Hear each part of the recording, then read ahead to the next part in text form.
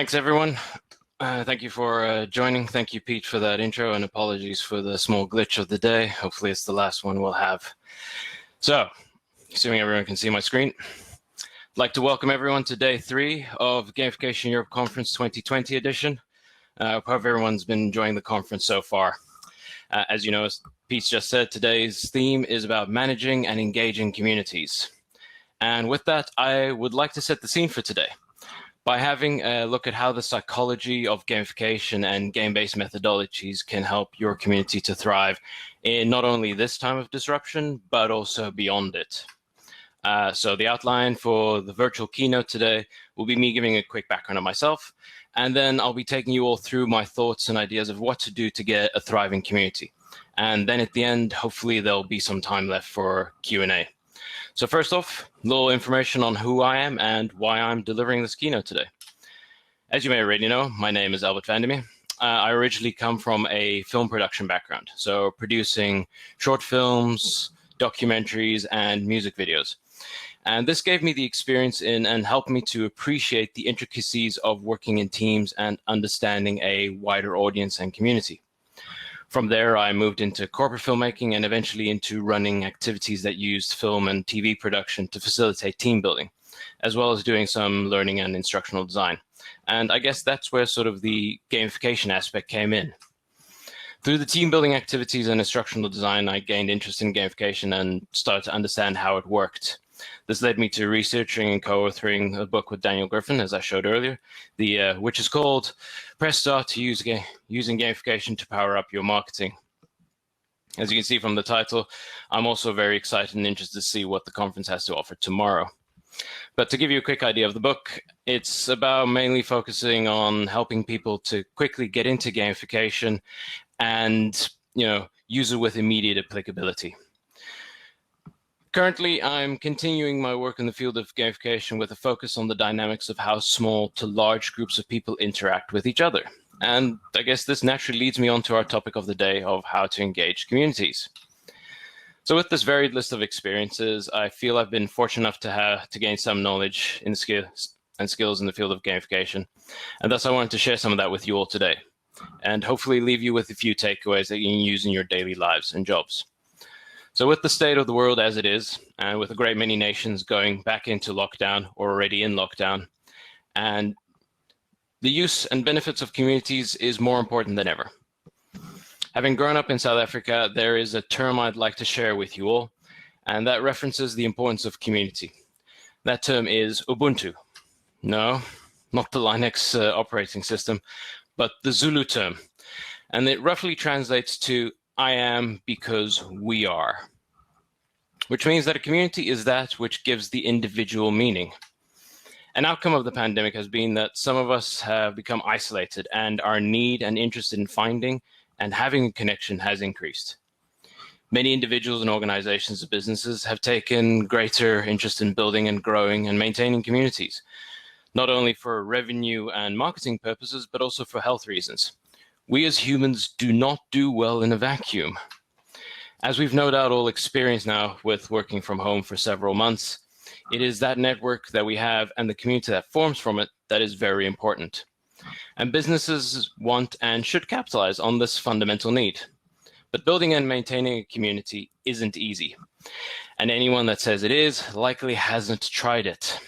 Thankfully, though, the psychology and the mechanics and game mechanics and elements that aid and support in building and maintaining a community are the same as those that we use in gamification every day.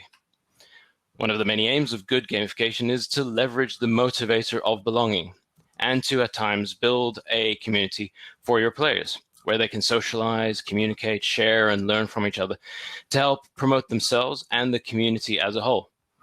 But to support you with my overall story today on how to help your community to thrive through the use of gamification and other such methodologies, I thought using a metaphor would probably be the best way to go about this.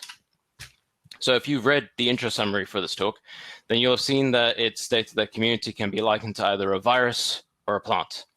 Naturally, these are both very topical metaphors, what with the pandemic and climate issues being very real issues in our lives.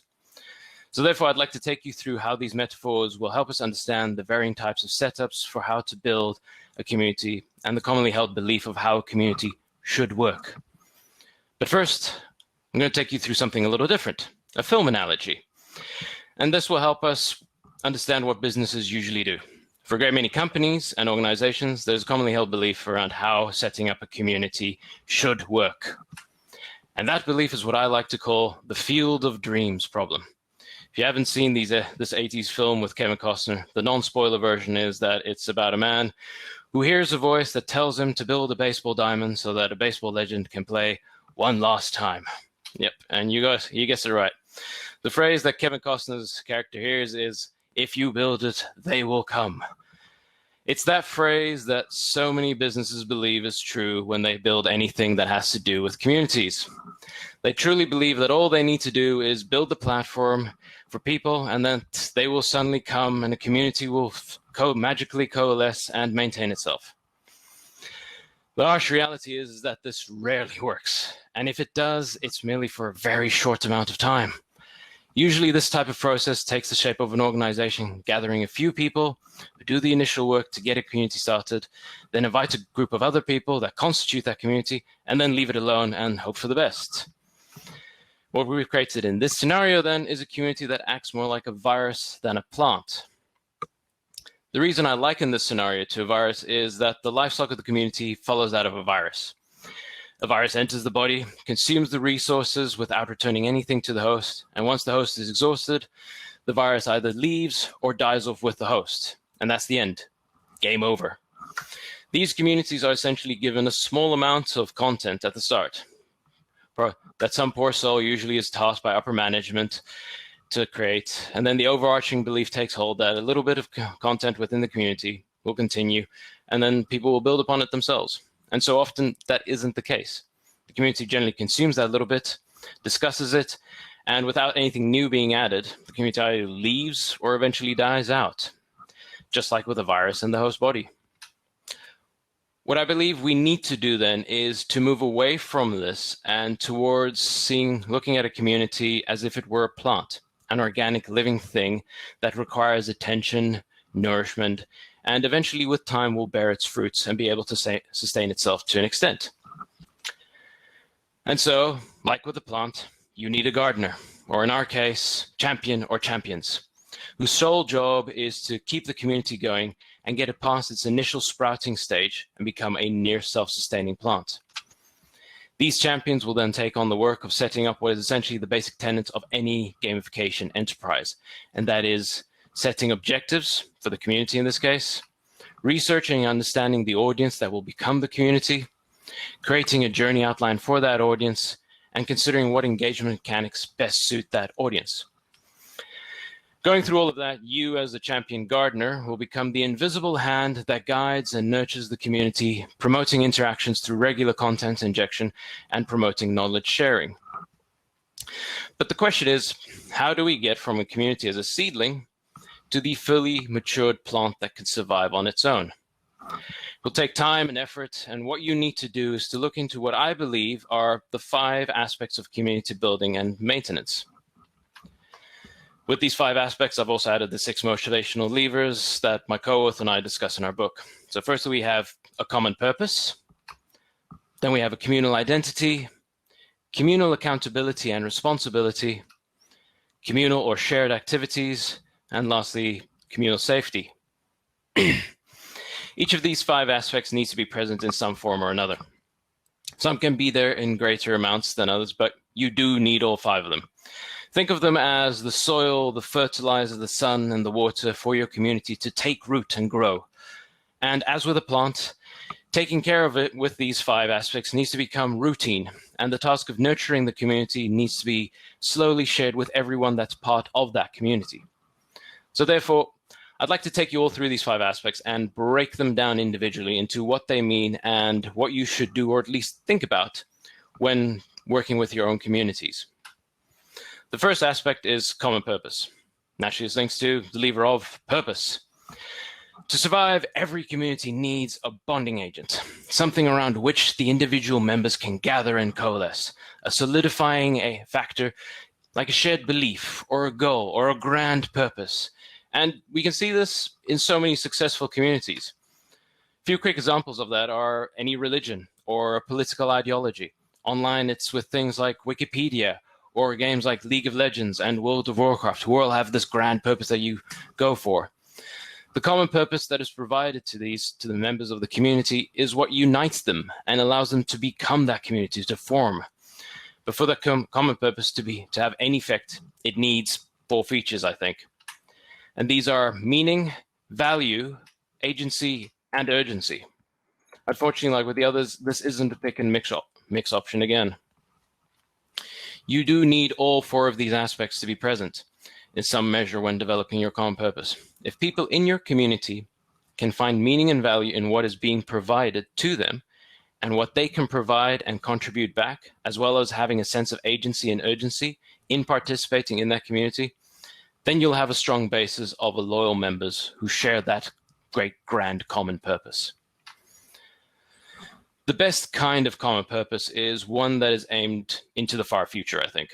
It may be obvious, but you need to be sure it's something that can hold over the long term. Too often, organizations inadvertently select a purpose that turns out to have no clear endpoint or is too short. The common purpose should be a concept that can evolve with the community. Common purpose that can be realized within a year or less just won't have the gravitational weight that allows a community to coalesce or sustain itself. At times, though, a long-term common purpose can be something ethereal, like a common interest. For example, with a Facebook group about making pasta, or a gamification Facebook group. The community as an entity will continue on for a long time, but its individual members and user base will likely change as people's interests wane and increase and so forth. One of the best game mechanics to ensure that this common purpose is understood and that it can evolve and carry on is using narrative. Weaving a story or having story-like elements for your members will keep them connected and engaged. And the last point I just want to say with the common purpose is that it needs to align with the self-interests and goals of the members who join the community. Unfortunately, you can't control this completely, at least not without individually vetting every member that joins the community. But a way to guide this is by being transparent and authentic from the outset of what the community is about and what it can offer its members who voluntarily join to choose and collaborate and be active within the community. This will ensure that everyone is clear on what they are joining and have made an informed choice about joining the community in achieving that common purpose. Excuse me. The second aspect then is a communal identity. This links to the motivational driver of belonging. Communities, like individuals, will after a while develop their own identities. These identities will slowly become distinct entities who can separate themselves from the larger collective entity of society. One feature that you'll probably notice when a community starts developing its own identity is the fact that it will either create, develop, or appropriate its own so-called semiotic domain. You'll probably have come across this term if you've read anything by the American educator James Paul G. A semiotic domain, then, is a conceptual area where members of a group share a common language, traditions, symbols, and stories. And when I talk about language, I don't mean they're actually constructing their own language. It's rather they're using specific jargon and terminology. In essence, they've created their own shorthand or slang. A great example of this is actually our own gamification community. We all discuss things in terms of mechanics and elements and motivational drivers and so on. But anyone outside of that community will likely not understand what we're talking about, at least not at first. These new members will need to learn the vocabulary in order to fit in. One of the outcomes of having a unique culture like that is that the community will inevitably become exclusive. Community will evolve and become selective of what members it wants and doesn't want, as it wants people with similar interests and shared purposes. This can be both an advantage and a disadvantage, of course. The disadvantage is that the exclusiveness can lead to an isolation and distancing. The advantage, on the other hand, is that members feel a sense of pride when they join this exclusive community. The next part of that sort of evolution of a communal identity is that the members start to develop their own unique identities within that community again. Various individuals who are invested in it will want to take on new roles. Sometimes this may require the guiding hand again of where you select a few champions for this. The gamification aspect of that, where you could assign titles and levels for these champions and how they're in the community, with terms like, beginner and veteran and expert and master and so on. The thing is, though, for these roles to even be a possibility, a community needs to remain healthy and active. And one way for them to remain healthy and active is by recruiting new members at a consistent rate. I don't mean new members need to come in every day or every week, but you need to sort of ensure that new blood gets regularly put in. And as I mentioned before with the semiotic domain, it also includes traditions and rituals. And having members coming in at a regular rate and being of all different levels of experience in a community, being celebrated through these rituals and traditions, is a method of keeping the overall identity alive, regardless of how often the new blood is added. In essence, the celebration of the achievements and creates and facilitates a bond through shared experience and shared memories. All of this then feeds back into that sense of belonging within the community.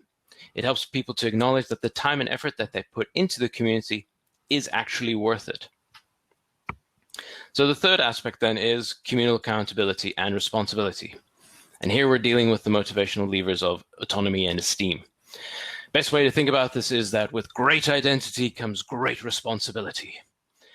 And what I mean by this is that for a community to survive over the long term, all of its members need to be made aware of the fact that they all shoulder a level of responsibility. Every member is accountable for the collective well-being of that community and each other in it. An example parable of this is with the more ancient communities where we were hunter-gatherers. A community like that would only survive if everyone in the community contributed to it. If you only lived off the community and never contributed to it, then you would be eventually ousted as a leech because you're not a worthwhile member of the tribe.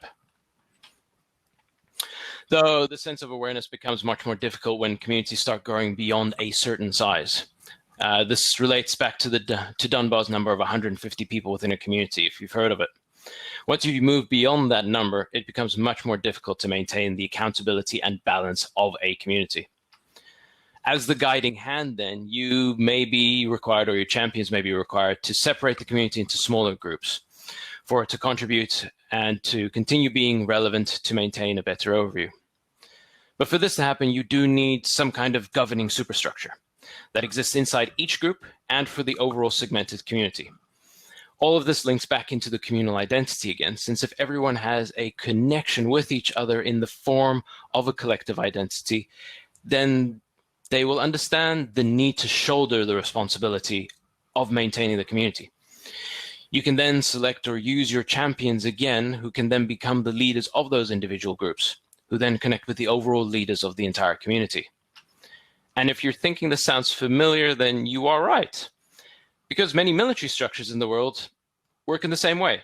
They have various levels of responsibility, which reduces the number of people you move as you move towards the top of the pyramid. In the end, you have one general at the top and then colonels and majors and lieutenants and so forth below them. I like the example of military for this because it effectively shows the need and benefit of a shared sense of accountability and responsibility.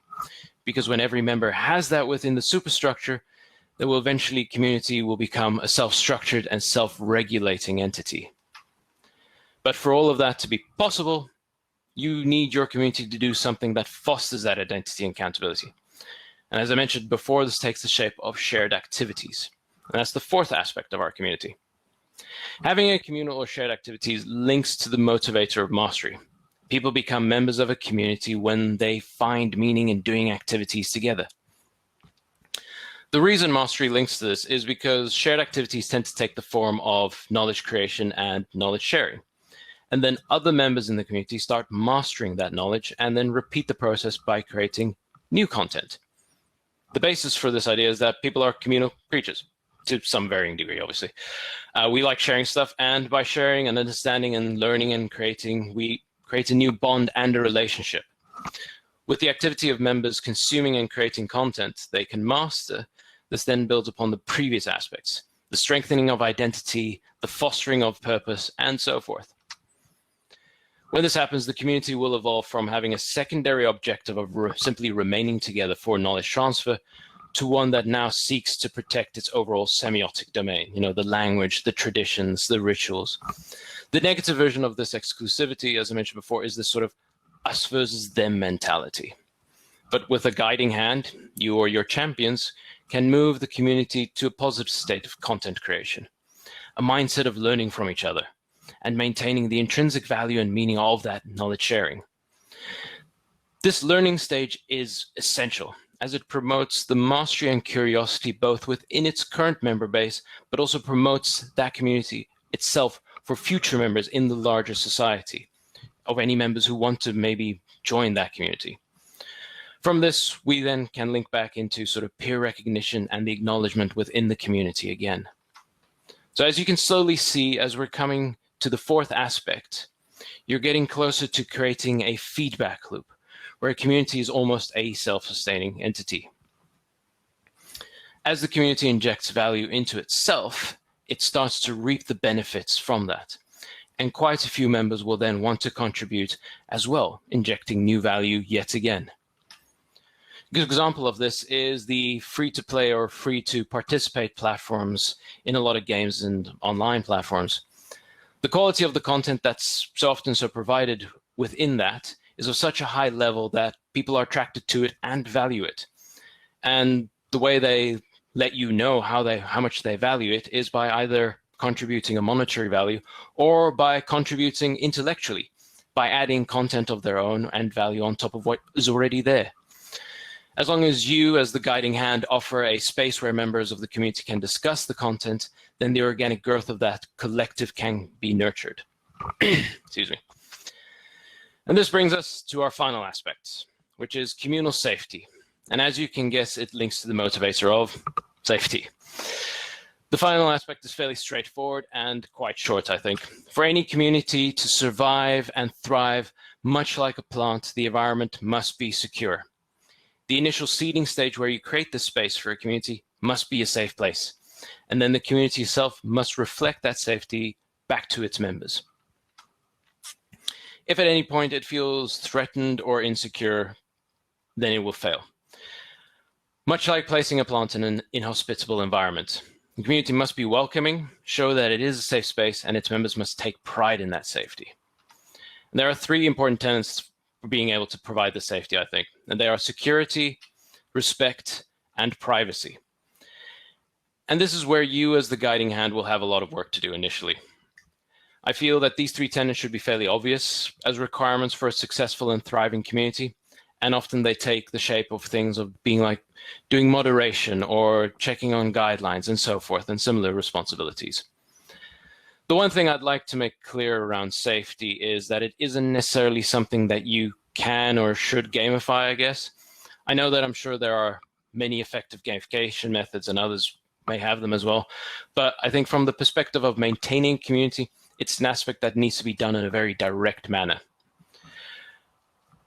Members of any community place a great deal of value on safety. The fact that there is safety in a community, I think, is an aspect of good gamification rather than gamification itself. So there you have it. The 5 aspects of what I believe is what a community needs to thrive. Shared goals, shared investment, and a shared effort improves the chances of a community surviving. And as long as you keep the community ethos transparent and authentic around its objectives and the expectations of the members, then people will always have a sense of inclusion. And at the end of the day, you as the guiding hand need to help people to be able to enter that community easily, discover what it is about, and learn from it. And then be able to inject back into it, and that everybody in the community is doing this in equal amounts. Then through this, and by implementing some game mechanics that help to strengthen these behaviors, you and everyone in the community can have a strong and healthy plant that bears fruit for everyone to enjoy. And to discover what kind of game mechanics you can use, I know that my colleagues following me today will give you all an in-depth look on what is effective and what isn't. So, thank you very much for listening to me today, and I hope that everyone enjoys the rest of today's theme and the overall conference. Looking at the time, I actually do have some time for questions and answers if people have any. Otherwise, Pete's there. What a fantastic presentation, Albert. That's exactly what I wanted. So you delivered. Thank you very much. And I can tell everyone's interested from the chat, but also we've got quite a few questions. So luckily people have been voting on them because we won't have time to ask them all. But the first one, okay, how long do you think this process of creating a community takes on average? Well, that is a difficult question to answer. It's the same as asking how long is a piece of string. It can take any number of time or length, how long it needs to be. I think it's the way it is the same. It's the use of the analogy with the plant again. It's however long it takes, it's going to take that long. And you just simply need to be diligent in making sure that you're nurturing it and keeping it going. Okay, you kind of got away from that. That's fine. Okay, next one from Jesse Weird. What aspect is the hardest to create?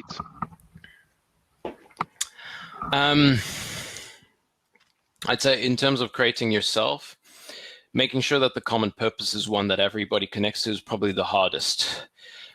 The other side of it, the one that you can't really create, is the communal identity. That's something you need to help to foster and go. So it's probably those two.